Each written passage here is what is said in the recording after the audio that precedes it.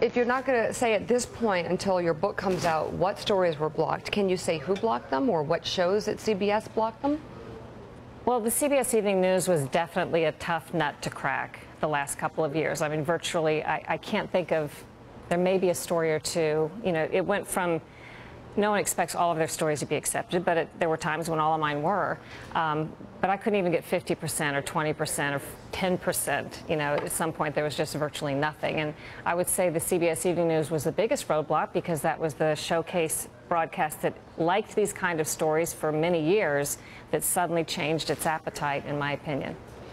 And you said that happened to you overnight, Mika, also. Yeah, for different reasons. They were going to fire me, and so they felt that what's the point of putting her on the air? She is someone we want to ease out. And so I went from 100 miles an hour to 0 in the course of a week. And then I went in to see Rome Hartman, and he's like, pitch stories. If you pitch stories, we'll...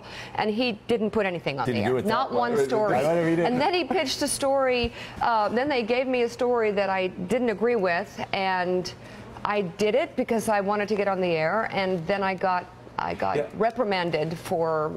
Anyhow, well, so they were trying to get me out. Yeah, you can't. But the point here that I wanted to say to bring it up is what Cheryl's saying is true. It is such a subjective situation that if, for instance, somebody on the CBS Evening News.